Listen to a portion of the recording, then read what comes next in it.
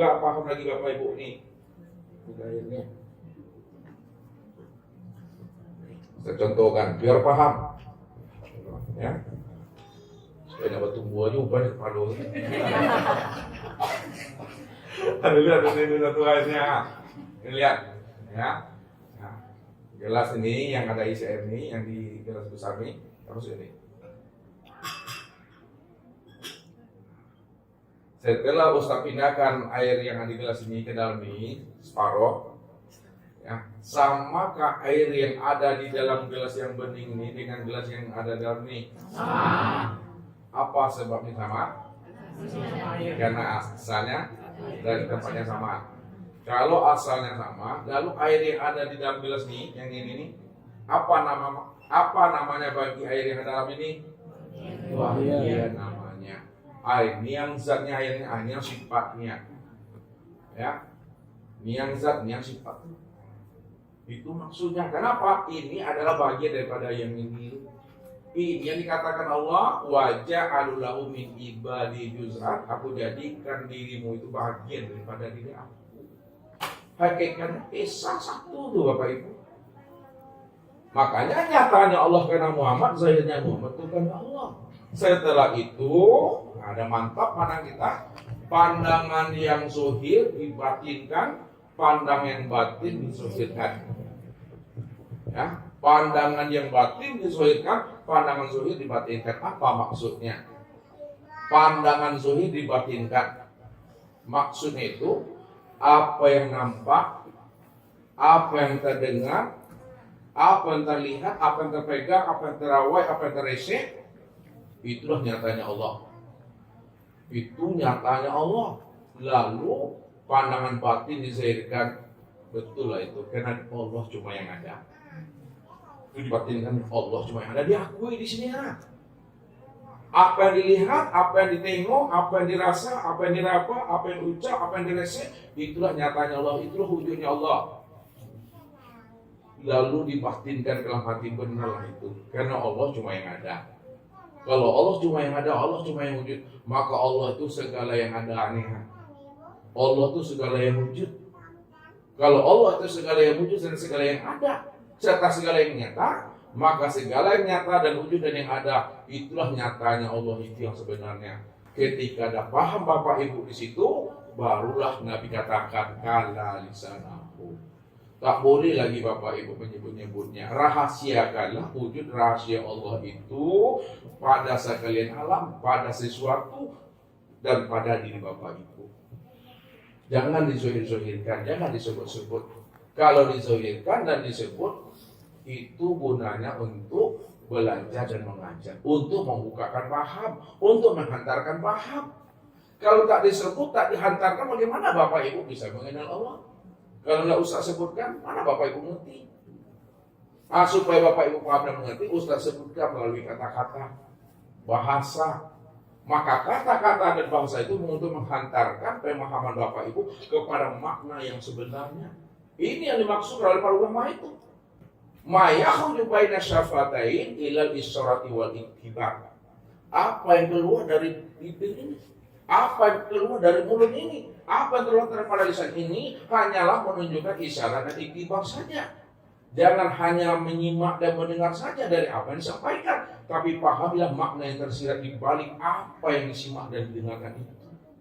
Karena kata-kata ini hanyalah ibarat dan isyarat untuk menghantarkan makna yang sebenarnya.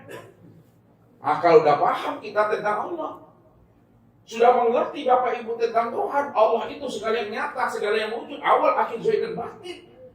Ketika itu Bapak Ibu diam saja, hening saja, antum silakan. Sebab kalau sudah paham, sudah jelas, dijelaskan juga lagi amatin kabur pemahamannya. Yang saya bilang, lain disebut, lain ditunjuk, lain pula cara penyebutannya. Kan payah Bapak Ibu. Makanya Allah itu tidak bisa diuraikan dengan kata-kata, tidak bisa diutarakan dengan bahasa. Sebab kalau diuraikan dengan kata-kata dan bahasa, berbeda maknanya. Walaupun berbeda maknanya, tapi hantarkanlah dengan bahasa dan kata-kata supaya paham kita. apa yang dimaksud dari setiap apa yang dikatakan itu yang sebenarnya. Ketika itu baru diam. Kalau udah diam, alhamdulillah, maka segala yang wujud yang bergerak dan diam itulah dirinya Tuhan. Tidak boleh disebut lagi Bapak Ibu. Kalau jalelu, jadi cari-cari Tuhan boleh. Kalau Allah sudah nyata, Allah sudah wujud, bahwa dialah wujud yang awal, dialah wujud yang akhir, dialah wujud yang zahir, dialah wujud yang batin, dicari-cari juga tuh, nanti butuh sangi itu. Padahal dirinya, di luar dirinya, segala yang ada ini itulah diri yang sebenarnya. Nah, itulah maksudnya Nabi itu menemui bermusyahadah dengan Allah itu ketika beliau telah memiliki kesadaran yang sangat tinggi. Itulah kesadaran Tuhan yang ada pada dirinya. Rupanya tidak ada yang wujud dan yang nyata pada alam dan pada diriku. Inilah dia si wujud yang awal, sujud yang akhir, sujud yang sudah dimati. Hanya Allah. Dia Nabi itu paham situ. Ini jelas tuh nyata. Maka ini pesan Nabi. Apa kata Rasulullah? Innakum satarawna rabbakum iyana. Kamu melihat Allah itu betul-betul nyata, senyata-nyatanya. Kalaulah mata ini mampu memandang segala yang nyata, maka Allah itu lebih nyata dibanding apa yang dilihat oleh mata. Kalaulah alam ini nyata, dirimu nyata, Allah itu lebih nyata lagi daripada alam dan nyatanya dirimu itu. Tapi ingat, hei Abdul Qadir, kata Rasulullah, innakum dan tara rabbakum hatta tamutu. Kamu tidak akan pernah bisa melihat Allah yang maha nyata itu. Walaupun Allah itu maha wujud, Allah maha nyata dari Allah dan maha nyata daripada dirimu, kamu tak akan pernah bisa melihat Allah itu. Hatta tamutu. Apabila kamu sudah mati, kamu sudah keluar dari diri Tuhan, barulah di situ kamu bisa melihat Tuhan yang maha nyata itu pada dirimu. Rupanya Bapak Ibu, untuk melihat Allah itu jalannya mati. Alaina mua berhenti jadi orang. Lai. Lai alhamdulillah tuh. Waktu berdekat keluar kita dari diri kita. Matikanlah diri itu sebelum aja sampai. Matikan diri itu sebelum usia habis. Apa maksudnya matikan diri sebelum usia habis, aja sampai? Matikan keakuan diri yang merasa diri yang wujud dan merasa diri yang bersifat tuh. Jangan pada ngaden dulu, kalau nak gara-gara den, aku dena yang po, hilangkan aku tuh mah. Ya. Itu batu licin tuh Bapak Ibu, hijab dah tuh dah. Tapi kalau udah paham Bapak Ibu, sudah mengerti Bapak Ibu, yang aku yang sebenar aku itu Allah, yang sebenar-benar ambo itu Allah, yang sebenar-benarnya dena itu Allah, yang sebenar-benarnya saya itu Allah, yang sebenar-benarnya engkau itu Allah, yang sebenar-benarnya itu Allah.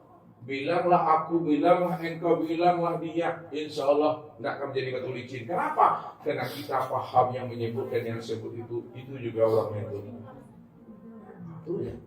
Itu yang dikatakan dari Allah, bagi Allah, untuk Allah. Nah, barulah kita paham siapa yang menyembah, siapa yang disembah.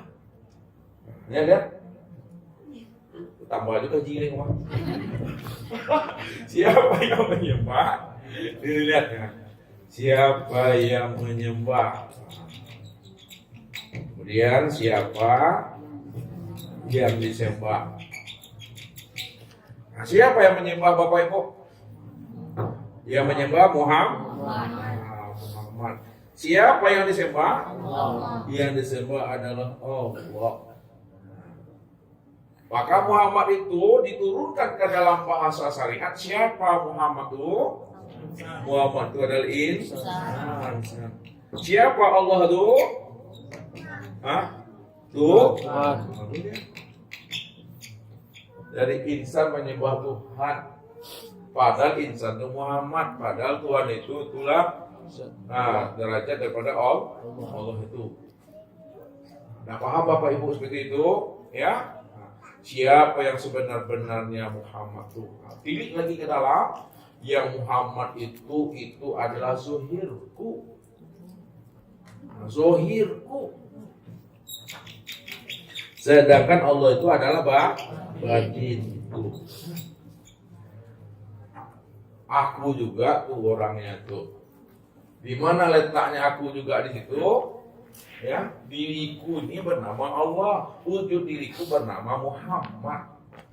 Itu maknanya kif ya Muhammad ana rabbaka usolli. Berhentilah engkau mengaku diri engkau yang sholat. Muhammad ana rabbaka usolli. Aku Tuhanmu yang sholat itu. Ayah Muhammad pada di bapak ibu yang mana dia? Ini yang tubuh. Yang Allah pada di bapak ibu yang mana itu? Akhirnya tak pada itu. Makanya kesempurnaan pada Allah dan Muhammad itulah nyata pada insan. Insan itu ada zohirnya, ada batinnya. Zohirnya disebut tubuh, batinnya disebut namanya ruh.